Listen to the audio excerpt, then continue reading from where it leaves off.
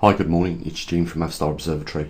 Obviously, there was an error in the figures yesterday on the video I did, and I thought, we can't leave it at that. It has to be, the record has to be set straight.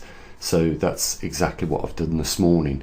I don't even know how it happened. How could I be looking at these figures and even calculating these figures and not recognise that there is something seriously wrong? Of course, there was never 147 parts per million of CO2 in the atmosphere when I done the reading yesterday, but where that number came from is just mind-boggling. I've set the figure straight anyhow. We've obviously, I do gather that a majority of you realised that there was a slight error, but even so, with the error, you would have worked out that our impact on CO2 is negligible in any case, almost zero impact compared to naturally occurring CO2. That's why I've put the conclusion down there at the bottom of the chart today. But more so, we had to correct the record. So that's what I've done today. Obviously, when I was doing the readings yesterday, there was 447 parts per million. And some of you guys were saying, Gene, if it was that low, we'd be dead. And we would be dead. We never want to see a figure of 147 parts per million in CO2 because we'd be dead. And let's just think about that.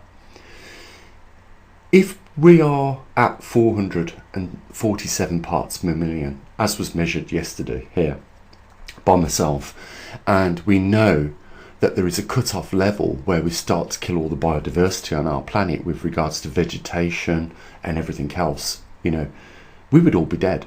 And look how close we are to being all dead, as opposed to, we can accelerate the amount of CO2 right up to 1500 parts per million and it have no impact on us at all.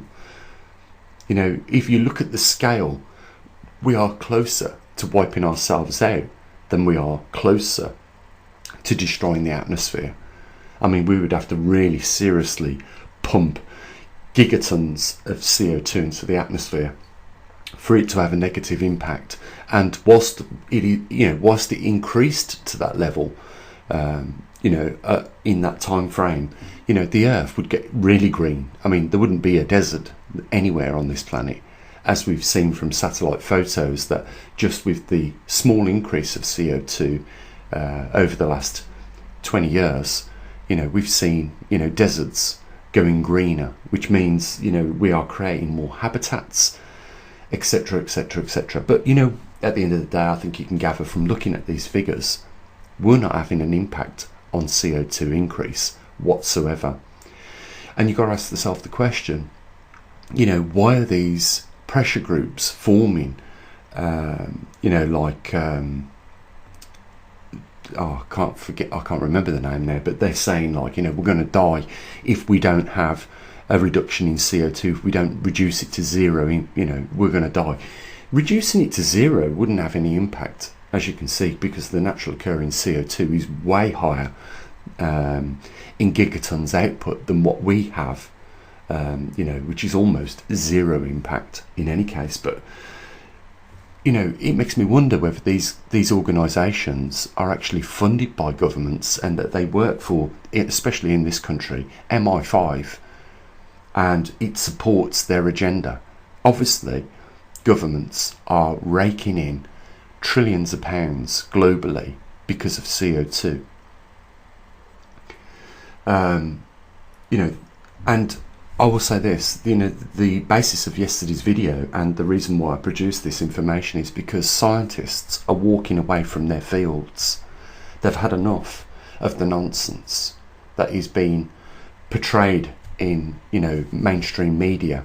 And it's a connection of corruption, working the media to, tell the minions or the sheeple out there that there is a serious problem and that it needs to be addressed, but it's only being done for an agenda to steal more money. We should all be angry at that. Most of us here in the UK are taxed 20%, as I've said before in other videos. When we spend our money, there's taxes and VAT on that as well, and the actual spending power of £1 would be less than 20 pence. And we should be really angry that we're putting up with this nonsense and it continues to, carry on. You're going to get organisations like the Bill Gates Foundation and people like that investing in, biotech companies, and they're going to create vaccines, and they're going to talk about, epidemics well before the epidemic arises. But is it a coincidence that, they've already invested 5-10 years into that technology and they've warned of the possibility of epidemics emerging, and they've got the company to present the resolution to the problem when it happens.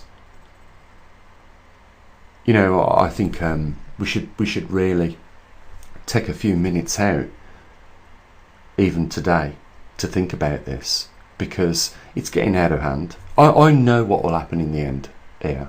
I've worked it out. It's what happens every time. It's like when I said, after a certain amount of time, even Colonel Gaddafi, ran out of luck. And it will be the same for these governments around the world. They will run out of luck. And at that point, things will break down. Because we all have a limit, don't we? At which we're prepared to accept the bullshit. But, if we can put our head in the sand and we can turn our face to the nonsense. But, there will come a point in time where we're going to snap and say, we've had enough of this. This has got to change, and it's going to change today.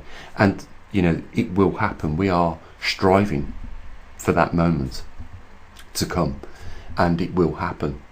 When the people have had enough, they will, do something about it. It just so happens that at the moment, people are happy and can, their time is focused on, trying to keep the rent paid or the mortgage paid, food on the table, fuel in the car, and all the other nonsense that we have in our lives that is, more important than actually dealing with these crooks that are running our countries. But we have to, at some point, stop the train and deal with it. I'm just hoping that will come sooner rather than later, because whilst these people are in their positions and they're abusing them, matters are going to get much, much worse. And, I'll tell you their strategy. They don't want to be blamed for something going wrong, so they have advisors now. They delegate the responsibility. Have you worked it out yet, how they do it? So if there is a mistake made, they can't be held accountable because they was advised by their professional advisors that that's what they should do, so they pass the book along. And then the advisor is not responsible either. It's like, they've invented a get-out clause, a get-out-of-jail-free clause. But, with some of the mistakes they're making and some of the corruption that they're involved in, and it's come out now in even the UK media of some of these matters, they're not going to jail for it. Anybody else would go to jail for it, but they're not. They've got links with companies that they've give contracts to, and it's been proven. And in some cases, the company was given a large amount of money by the government, and the government found out that the company went bankrupt shortly after. It's blatant stealing of taxpayers' money. I've always said it, and I think you guys know as well, that if ever you were a crook and you wanted the biggest robbery, all you have to do is become a leader in one of those countries, and you've got the taxpayer's purse. And if you're taxing people and by 20%, and then you're adding the VAT on everything they spend, the money is never leaving the government. It's always going back, and all us lot are just running round the wheel faster and faster and faster. I mean, where are we going? And what are we actually achieving? Very little is the answer. So at some point, I know, we will do something about it. We will have enough. When we see our neighbours get evicted or lose their jobs, can't replace the jobs they had, their standard of living drops and decays, and we still at that point turn a blind eye to it until it happens to us, and then it happens to other people as well.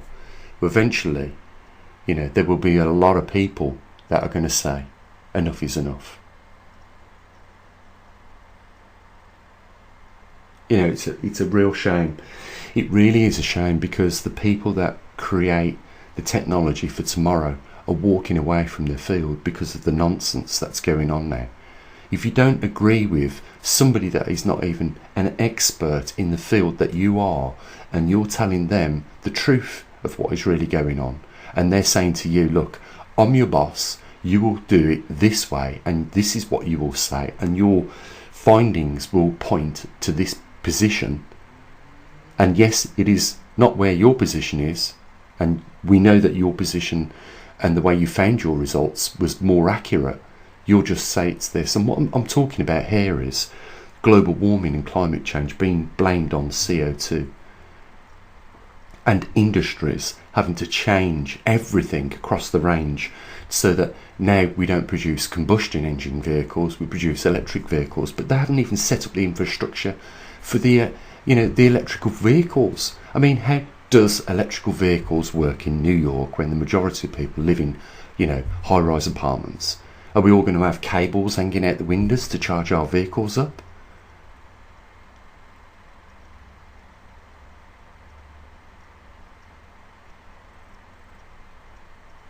It's crazy, and it's very sad that I know of a lot of scientists that have just said it's not worth it anymore. Nobody's interested in the truth. We're walking away. We're finding something else to do. I know scientists that are driving luggage buses to and from the airport. Real good scientists. But they've just turned their back on science completely because it doesn't matter anymore. The truth doesn't seem to matter to these people. An ugly world is emerging, and it's going to get worse. And then, that's just our input. There's a real negative input on this world, our attitude, and then you've got what nature's doing naturally with the magnetic pole reversal.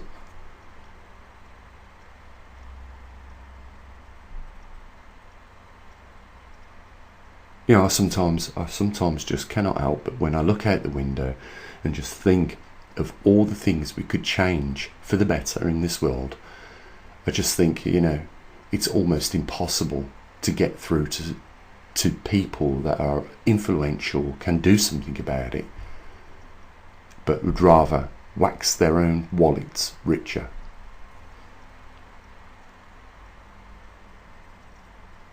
It is an insane world we live in at this point in time, for many reasons, guys, and because of that I'm going to leave it here. I just wanted to set the record straight.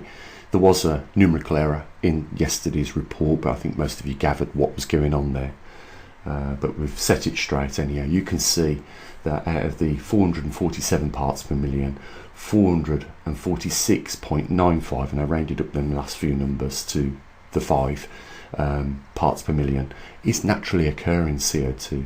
Our impact is 0.012%. Nothing. That's the truth for anyone that's really interested in hearing the truth of the matter. And everything else to do with CO2 in the mainstream media is just plain and simple corruption and BS. Guys, there's a link down there if you want to support the truth and support our observatory and help us inform people of what really is the deal. The link's down there in the description, or you can become one of our patrons. It's up to you, simple as that. But the main thing is there needs to be a bit of support in order for us to continue doing what we're doing. Only other thing to say is look after your loved ones, and as always, bye for now.